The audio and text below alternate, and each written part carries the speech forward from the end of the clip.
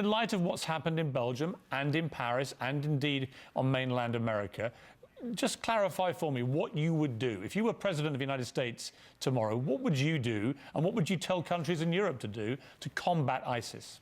I would hit ISIS so hard you wouldn't believe it, and I'd get the people over there to put up their soldiers because it's about time that somebody did it. But I'd have such backup like you've never seen before in terms of air power, airstrikes, etc. And you've got to take them out, and you've got to take them out harshly, and you've got to take them out fast. And you have no choice. These people, you know, we're now in the age of chopping off heads. Nobody would have believed this was possible. What is your message to British Muslims who are law-abiding, who are not violent, and who are as horrified by what has been going on in Brussels and Paris, and indeed in London, as we are? Well, I say stay the course, and I have great respect for Muslims. I have many friends that are Muslims. I'm just saying there is something with a radicalized portion that is very, very bad and very dangerous. They're protecting each other, but they're really doing very bad damage. And they have to open up to society. They have to report the bad ones. And, you know, if you report the bad ones, all of a sudden you're not going to have the kind of problems. Few expected Donald Trump to become the presumptive Republican presidential nominee.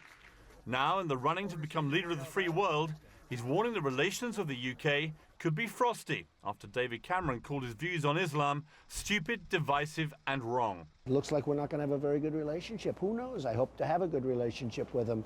But it sounds like he's not willing to address the problem either. Trump was similarly outspoken about London Mayor Sadiq Khan after he said Trump's views on Muslims were ignorant. He doesn't know me, never met me, doesn't know what I'm all about. I think they're very rude statements, and frankly, tell him I will remember those statements. I think it's ignorant for him to say that. I've dealt with the European Union. It's very, very bureaucratic. It's very, very difficult. In terms of Britain, I would say, what do you need it for? But again, let people make up their own mind. We have an expression in this country, you might have it, you do have it to an extent, politically correct.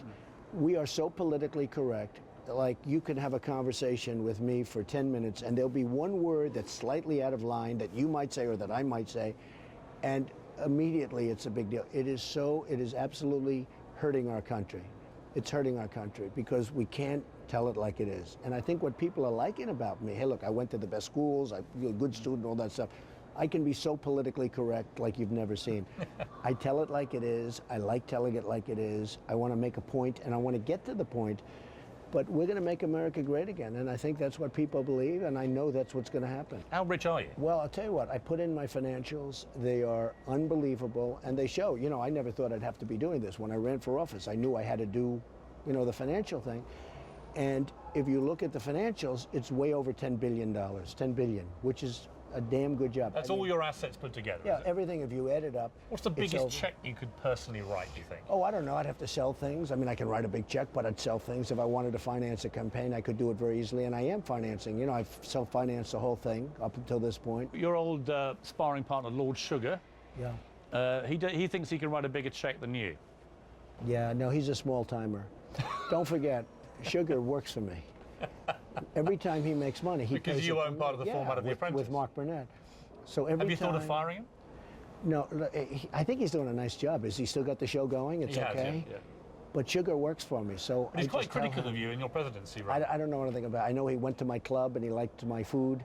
When we first chose him, he was so low on the economic scale that he didn't really fit the role very well. You know, I actually think he probably made more money doing The Apprentice than he has. Did you consider giving him a loan so that he could qualify? No, I don't want to do that. But I will tell you, I think, you know, he was a very low-level person.